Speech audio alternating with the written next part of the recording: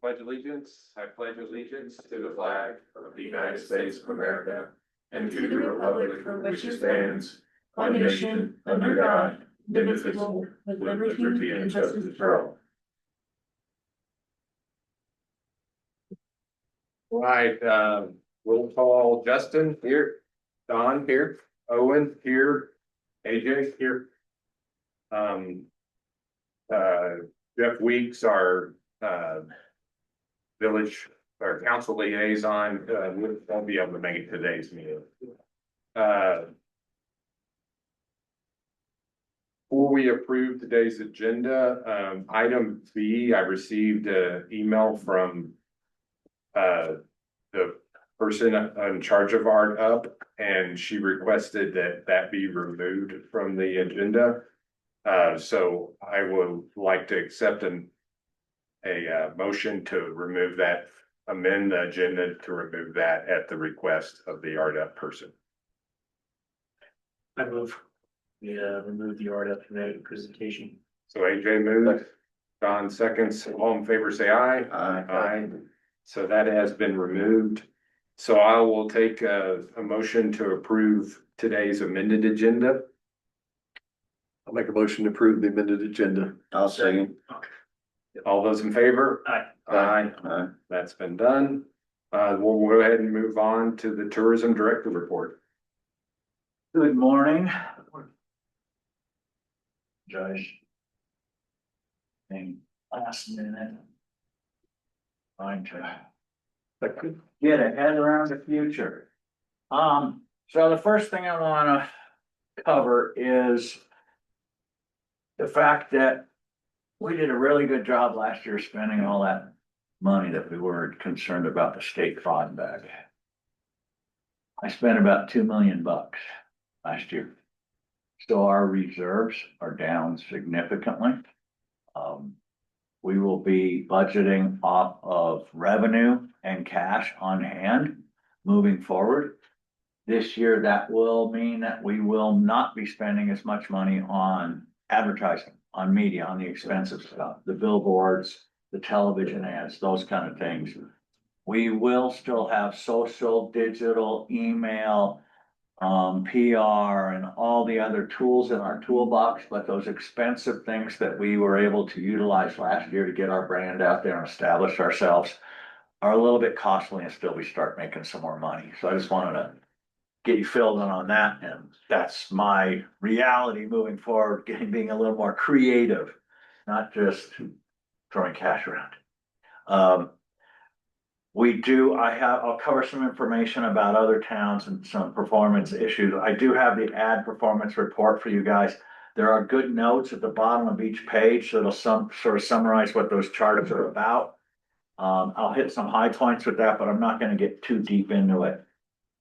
First thing, Advanced Air performance during the month of July. Advanced Air ran at about 44% occupancy. They did have 6 flights canceled due to weather. They flew 45 people out of Angel Fire and 50 people in, so a total of 95 people were on that plane in the month of July. Did they indicate whether that was still an acceptable number, or? For them, it is. Okay. You know, they're subsidized heavily by that grant funding. And how long does that last? Was that a 1-year grant or was that a multi-year grant? Well, it was a 1-year grant, so we'll have to see. And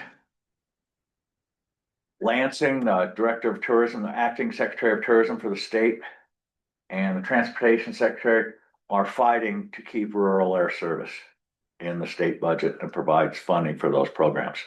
So I don't forecast it going away. And seeing the growth out of Taos, I don't know if you followed Fly Taos at all, but it's a good website we're checking out, because they cover both the Convair flights, the new airline, and they cover the JSX flights on one website. They've added 5 more flights to Denver. They're really stepping up their number of flights. That's what Convair, What? Conair or Convair, Convair. that's going to Denver. It goes to Denver. But JSX doesn't, right? Just No, JSX is going to Dallas, That's all Austin, they- Carlsbad and other places. The Oh, really? Convair's going to Houston now, I think directly. Nice. And Taos is adding flights. Taos is a good viable Yeah. airport. They have rental cars out of Taos now. There's a couple rental car agencies, Wheeler Peak, Enterprise sort of operates halfway, but they've got, Contour. Contour, sorry. I know it wasn't Con Air. That sounded good. Sorry, for the record.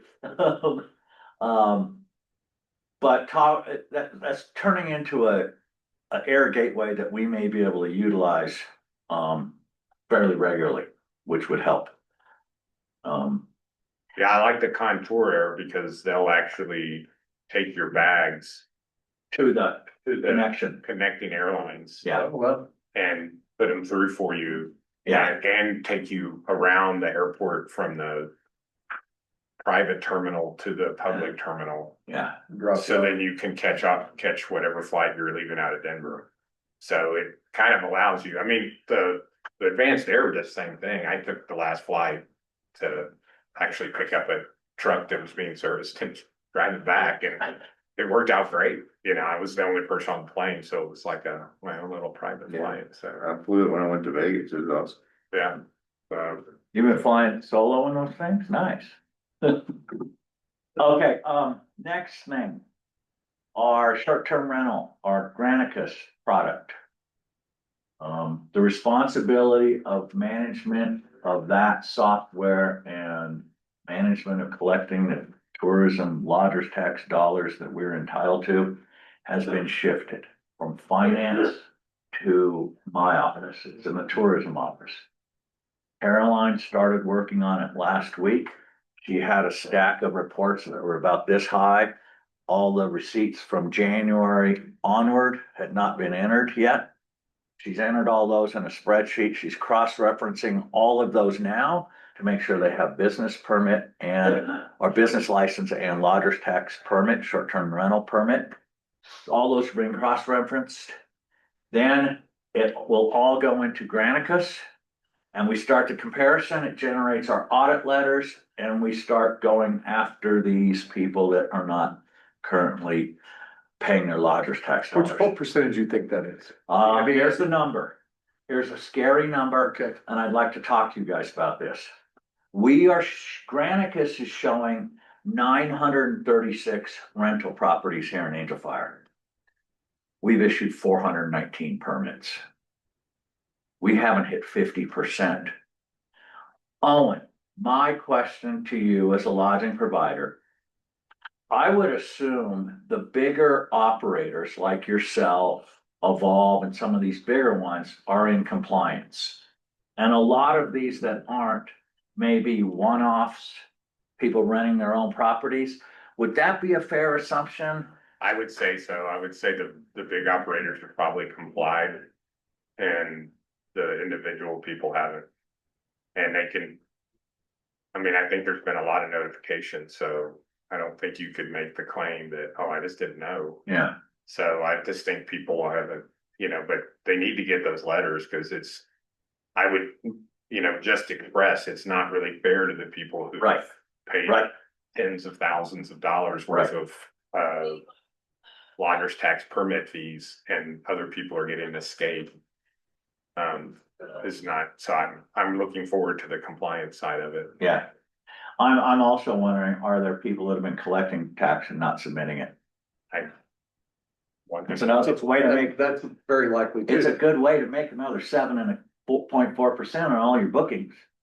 Yeah, Maybe not even pay GRT too, so you may be able to make 15% on all your bookings extra and never pay it. And how up. many are offering, just pay me directly and Yeah, write a check and I'll discount it.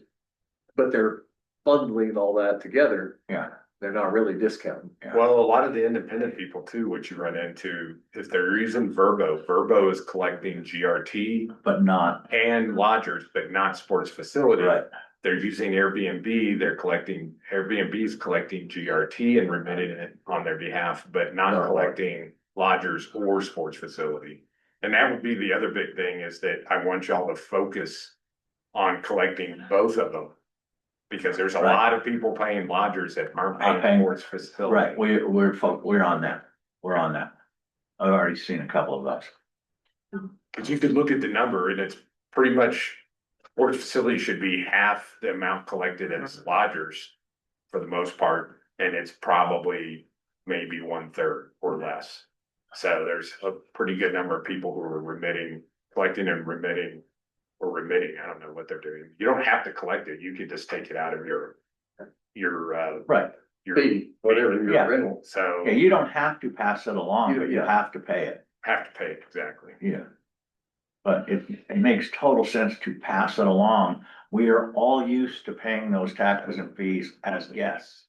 Right. We've all done it before. We've all gotten the bill going. Really? Okay. But So what if they just don't do it? What are the consequences if they say, you know, you've warned me and whatever, and That I would just initiate- continue not to do it? that would initiate a visit from our code enforcement officer, Joel. Joel. Yeah. And then it would probably be legal proceedings. Probably go to. Cause we're gonna have that. Oh, there's gonna be a couple. Yeah. Yeah, I would probably, I mean, the only other thing I would suggest is, you know, putting like a sticker on their front door saying this house isn't, or this property isn't allowed to do short-term rentals. If you're coming in for that, please contact this number, Ooh, type of a thing. And that way it kind of puts it on, cause The renters will then, the They'll rent, make they'll call. reach out and then, be able to identify somebody who's doing an unauthorized rental. it'd even be better if I could figure out a way to use Granicus to put that on their listings on the internet. That's gonna be difficult because they're Verbo and Airbnb aren't gonna let you go in and do those things. I mean, really, the reality is we need to focus on getting Verbo to collect both things Yes. and remitting them, and then we need to get Airbnb. And I have the lawyer's name, Number, yeah, I know. phone number and email that with Airbnb, who you would contact to make them start collecting it from us. Taos did it, Rio Dosa's done it, Red River's done it, so they know how to do it. And if we did that, then we would end up getting a lot more money without the headaches of trying to make, 575 people comply to remitting that. Now, that doesn't make them, we need to put them, like the ordinance says, put their short-term rental permit number on their listing. Do all those things, cause you could go through the listings and just look and see who's got a short-term rental permit on. So, and you've gotta believe half of those 500 difference would be going through one of those. those two venues, Yeah. I mean, 98% go through that. They probably, well, it might be a little less. You could get the one-offs like you're talking about. It's their friend, they're paying them. It's gonna be hard to get those. Yes. But, most of it, either Airbnb or Verbo, and Verbo's the whole, Expedia family. So like if your listing's on Verbo, it's on HomeAway, it's on all of them. So, they take up a lot of space. All right, well, that's our mission, Caroline and my mission over the next couple of weeks is to get current on that. One other thing, our listings are fed from, the hotel puts their rooms on RDP. The RV resort uses CampSpot. And then the individual properties use SimpleView. A lot of them list their products through SimpleView, and that's what we're using to book. That's what we have on our website. Granicus just bought SimpleView. We've got an email out to Granicus finding out what integration that will mean for the future and how we can even get more utilization out of their products.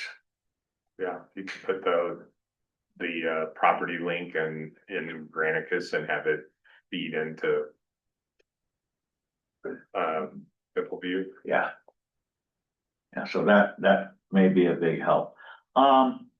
Just a little background on how other mountain towns have done, and I shared some of this with Owen. It comes out of a report called Decimetrics, and Decimetrics is a It's part of Intopia. And there are about 25 resorts that subscribe to this and provide information. It's Rocky Mountain Western resorts primarily. It's Utah, Idaho, Wyoming, Colorado. I don't even think Taos reports into the system, but it's showing some trends on mountain travel that are not necessarily great trends. And we're trying to gather why this is happening. But here's some numbers. In 2025, so this summer, Colorado Front Range destinations would be Breckenridge, Summit County, Keystone Vale, all those drive destinations out of the Front Range. They're down 16% in lodging. They're down about 2% in spending, which isn't bad. They attribute that difference to more day trippers coming up, maybe not as many overnighters, and higher rates on everything. So that's where the revenue, higher prices offset some of that spending numbers. Breckenridge is down 15% in visitation. The booking pace at 17 mountain towns in 7 western states declined every month for the past 6 months. Their mountain town booking pace has dropped off. There's a couple factors that we think may be contributing. We had a nice growth jump with COVID. People were looking for those closer in drive destination vacations. That need to travel close has gone away. Cruise ships are all full. Airlines are packed. People are going on longer term travel. It's interesting though, you look at Hawaii and their travel numbers are way down, but that's international tourism. Yeah. Canadian tourism's off 58%, Europeans off 47%. So it's a good thing we aren't going after international visitors. That's a bigger hurt for some of these communities. So as we look at that, and we look at the things that have maybe helped us weather that storm, and where we've even seen a bump in lodgers tax, some of it's our events are helping. We know the Blues Fest, we saw a bump in that weekend for lodgers. So it helped contribute. While we maybe only had 2,200 people that attended that event over the weekend, we showed that 6,000 people or something showed intent on Facebook to go. So maybe people are coming up, not going to the show and just coming to Angel Fire, but we did see an increase in lodgers tax and bookings during that time period because of that event. So Brandon has been charged with building a couple more of those type of events out this summer, so we could have more of those major events. And we know what events don't contribute anything. The smaller ones, Skate Fest, we spent $75,000 on that Skate Fest this year, 20 the year before, 20 the year before that. That's $105,000 over the last 3 years. I don't think our ROI is there on skaters. So we have to look at who we're targeting, how we're doing this, how we get events in our new facility where we can accommodate 2,000-3,000 people and do a nice Saturday event, Sunday event, and draw in visitors. I've been having a discussion and I've been having some thoughts in my head about our events and what I see as the attendees of those. When I go to farmers market on a Sunday, I can look around and say 75% of these people are from out of town. They aren't locals. They're the people that spent Saturday night here and they're going to farmers market on Sunday because our farmers market is mostly an artisan market, and they're buying candles and t-shirts and ponchos and whatever else, and they're having a good time. And it's busy, it's full, it's a good event. And I think a lot of those people go to that, check out of their room and then go back home. But maybe that kept them over Saturday night on that thing. When I go to Cool Summer Nights on a Friday, for the most part over here, it's a flip. It's probably 75% locals, 25% out of town. Can the out-of-town visitor really get here on a Friday night in time for a concert at 5:30 or 5 o'clock? I don't know. Should we move that to Saturday over here? Try to do them bigger? Maybe. That's truly what I'm thinking right now. And Why on not, Friday, right? Why not? and on Fridays, so we have something on Fridays. I have a meeting with Music from Angel Fire on Friday. Can I possibly work with Music from Angel Fire to do a little Angel Fire Unplugged series on Fridays in the park? So there still is something, maybe not every Friday, but occasionally an acoustic guitar player or a duet or some classical music, but something so we still have something small on Fridays. So we still have 3 days of events, but our Saturday events, maybe they need to go here a little bigger. Think about maybe 2 bands on some weekends, really get some traffic going. Run them maybe later in the evening or earlier in the day. So you round it out. So you build that type of bigger event that draws people. So all this came about this morning and Brandon's off today. So when he comes in tomorrow, he's gonna get all this dumped on him. Brandon, I need unplugged acts on Friday, I need bigger acts on Saturdays. And then one of the things that I have stated is for next summer's schedule, I'm gonna be coming to you guys with a schedule for farmers markets, Saturday concerts, Friday, whatever we got. Run it by you guys, get your approval, put it in front of council, get their blessing on it, have it finalized.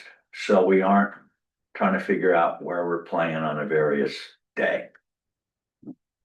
That's just something I need to do in advance and that will be done. So there's not confusion anywhere. Last weekend, I found the drummer from the band that was supposed to be over here half hour before the show. So, and he knew it was Frontier Park, but he thought that was Frontier Park. He's a drummer. He's a drummer. So you say Brandon's working on some more events for this summer? No. Or next summer? Next summer. Yeah. Yeah, next summer. This summer where we wind down Cool Summer Nights, I think the 19th of September. Farmers Market will end about then. We have Oktoberfest back over here. We're looking forward to that being a good weekend. Porsche Club's coming up that weekend too. So hopefully we can have a good October event. And then we're looking at things like our winter events. Trying to build them into something bigger. Last year we did a bonfire or a Christmas tree lighting, Santa Claus. This year, Saturday after Thanksgiving. We're gonna do it all at once. We're gonna have a bonfire, we're gonna have Santa Claus, we're gonna have Christmas tree lighting. We're gonna try to make it a bigger event again to give people a reason to come to Angel Fire. So that's the goal on events. I've got to be more aggressive on marketing, on advertising. Monica and Christopherson and Associates know that. We are tightening our belts and we're gonna get creative. The great thing is, in this last year, in that $2 million, we built a website. We have our social platforms, we have our assets, we have our video, our photos, we have all of those things that have value. And I look at the money we spend on special events and those kind of things. We have a stage, we have turf, we have a tarp, we have a cover, we have a tent, we have restroom trays, we have parking. Yeah, we spent $900,000 back there. But we have a facility that we can utilize and put some people in it next summer. Even if we get 3 big weekends, we're gonna change something here. And then do the concerts on a Saturday night, maybe. Get people on a regular basis coming to Angel Fire for the cultural experience, the music and the artists and stuff. And that hasn't been our forte in the past. We've all been adventure, outdoor activities, skiing, mountain biking, golf. So we're trying to round out the experience, get more people here. Okay, that's enough on that. Here's how our events did in July. On the 4th,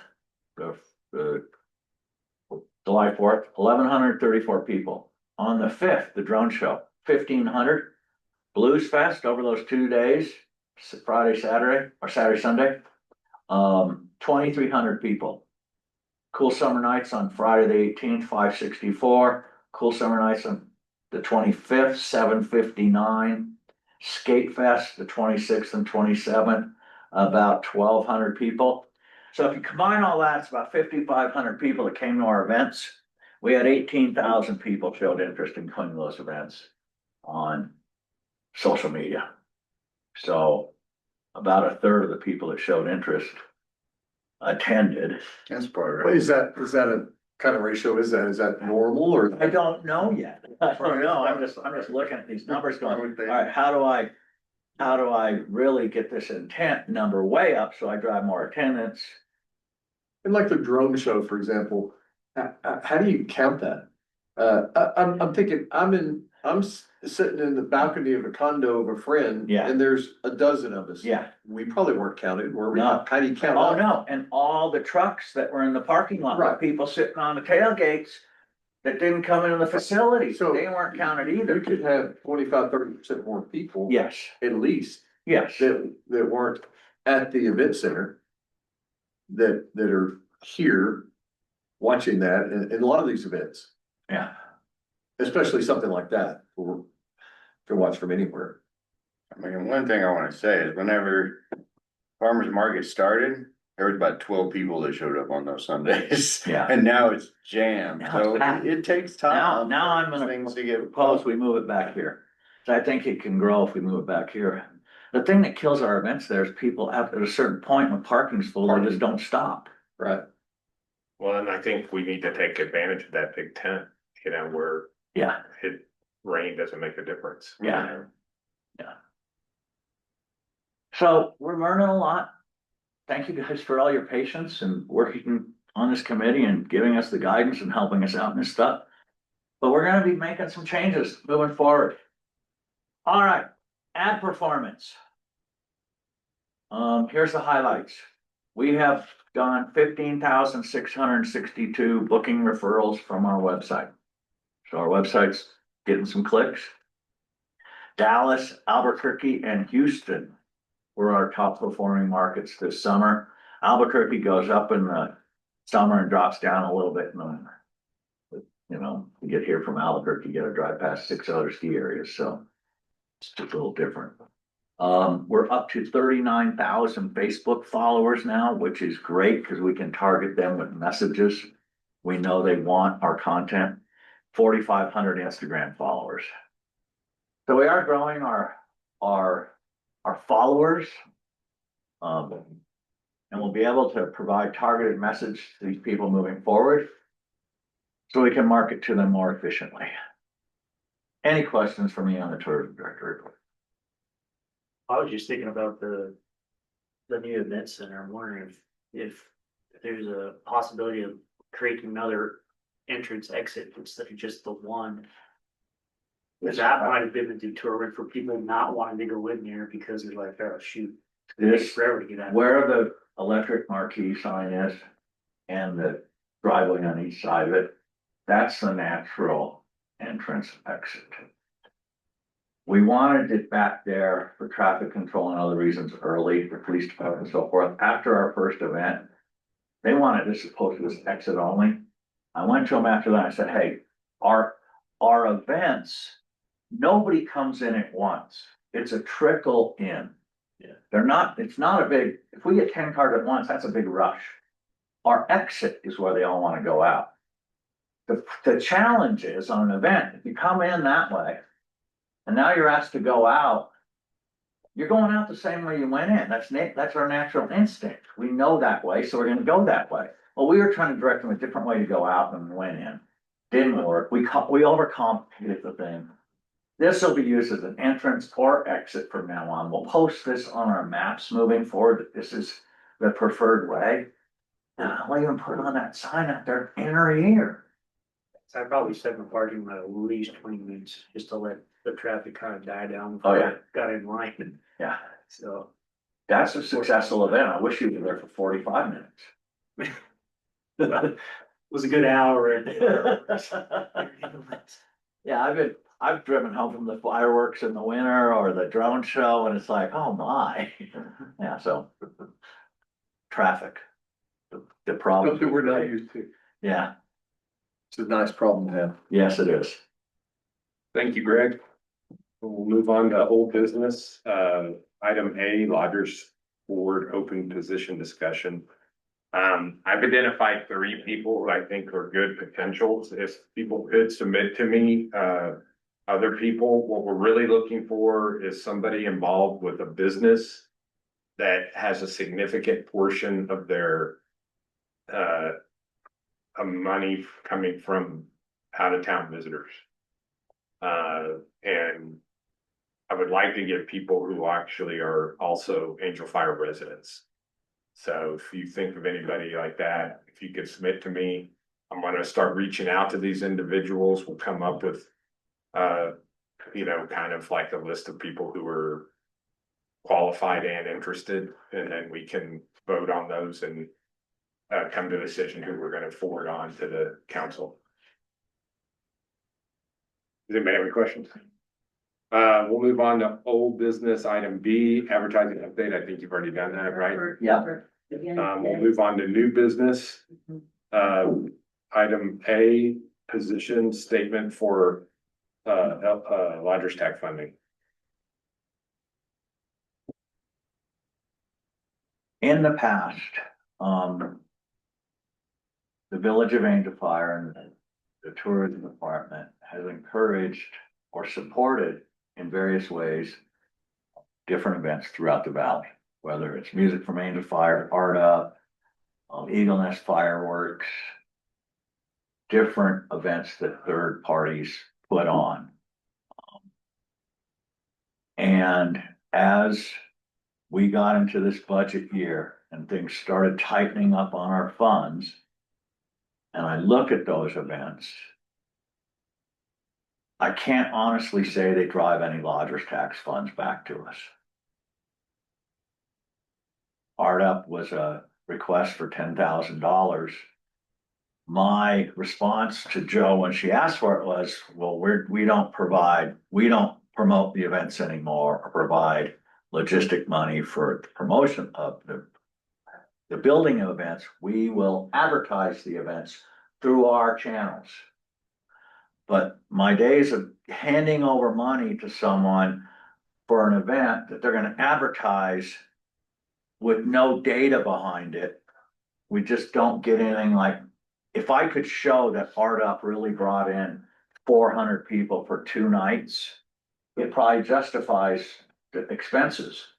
But I don't have that documentation, and I've attended the event. And I don't see the numbers. Most of the artist stops are not in Angel Fire or not in the village. So it was a challenge. She's obviously mad at me because we have millions of dollars that we can spend on this. Well, we really don't anymore. It would be nice if the chamber, for example, were able to step up and support some of these events. And in Red River, the chamber does about 9 events. The tourism department does 2. So you have other people actually raising the funds, doing the work, and promoting the events and profiting from the events when there's money to be made.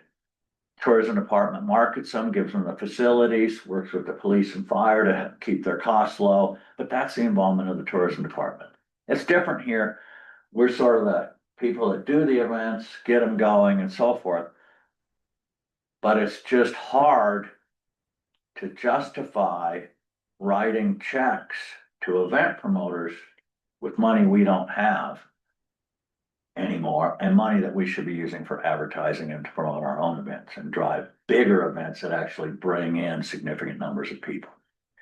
So that's where we're at right now. I pulled off prior to beginning of this fiscal year. All the information was pulled off the village website about getting grant funding from the tourism department for events. So that application's gone. It's not even on the website anymore. What would be nice if we had some policy that we could post about how we do support events. That, where it's our mission statement, this is our mission, this is how we promote the events. And if you would like me to put something together for your consideration, I'd be happy to do that. But I also want your direction and your feel on how these events work and how we should support. I think most of these events should be able to, Art Up, for example, do some surveying or do at their local stops, have people sign, where they're from. And then they could give us that information needed to know if you have a lot of people from out of town. I think we could do the same thing at the market and, as people come and go, ask them to take a brief survey and just basically ask where they're from and are you visiting with us here in Angel Fire? You're not gonna get them all, No. but you could get some idea, other than us guessing and Art Up going, oh, we have a lot of people from out of town. Well, do you? If you had, some documentation of that and a survey from, it seems like it shouldn't be that difficult to do.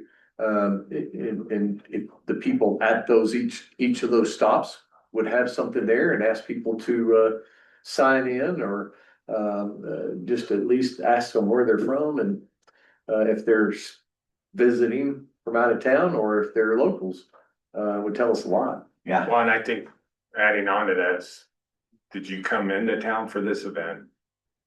Because of this event? Yeah. Visiting friends. And then are you staying in Angel Fire? Are you renting lodging in Angel Fire? Cause those are the kind of the two big things. Yeah. That, I mean, really the litmus test on lodger's tax is it bringing people in and are they renting space? Right. From people here and I would like to have, some degree of, like you're saying, surveying on all events. To kind of determine, cause like you said, if you brought in, if 400 people came in from out of town and are staying in Angel Fire because of this event, then it's a success. Right. It's what money should be spent on. yes, If they're not coming in for the event and they're not staying in Angel Fire, there might be some if they're not coming in for the event, but they're staying in Angel Fire, it could be just a collaborative effect of multiple things happening. Like you're saying, like if you're having events, people who are deciding, oh, I want to come in for the downhill mountain bike, well, I don't downhill mountain bike. Oh, but there's going to be a concert on Friday or Saturday, then they may say, oh yeah, well, I'll go to Angel Fire then. And, so it could be a collaborative effect of the events. But if there's nobody coming in for that event and they're not staying in Angel Fire, then really it should be a litmus test almost of whether lodger's tax money is spent on it. what I'll do is I'll work on a survey, phone-based survey, people hit the QR code. They come in the event, we can gather some basic information real quick. Don't have to get a pen or pencil, fill anything out, but we can do that. That's a real good idea. That way I can come back to you guys and show, hey, it's really only 12% of our people at farmers markets that are from out of town. It's all locals. I don't recognize them, but we'll have some real data. Yeah, and as Owen said, are you here in town and go, oh, there's an art thing going on. Let's go to that. Or did you actually come here for the art event? And it's interesting because Whatever travelers, event we're talking about. right, travelers will travel for an event. They'll go if there's something like Blues Fest or something. I want to see that band. I'm going to go up there that weekend. I'll book a room. But there's also those travelers that roll into town and get to your front desk. And the first thing they say is, what's going on this weekend? Yeah, What events are happening? What activities? The events didn't bring them here, but they're expecting some level of entertainment or events once they got here. Yeah. And that makes it a desirable destination. yeah. So having those things going, I think, is very important. But I need to build the big ones that really draw the people in. Right. So it's There's only a few bigger events that are yeah, they're gonna come just for that event. yeah, These smaller local events, not many people are making a trip specifically for that. no, But it is nice, like you said, to have yeah, things going on in town for our travelers who come here and go, oh, wow, let's go back. There, Yeah. that lot of cool stuff's going on. exactly. Let's go back. So Would you like me to put something together? Yeah, Send it out to you guys? and then also look at the state guidelines for how lodger's tax money is how they state can be spent and just make sure everything's in adherence with that. And it's mirrored in our ordinance. Yeah. Cause we have to mirror what the state Yeah. says for lodger's tax, and as long as, you know, that would be the big thing, is just, let's make sure we're doing it the way that the state guidelines require. Yeah. Is that it? That's it. And I call this meeting closed. Thanks, Greg.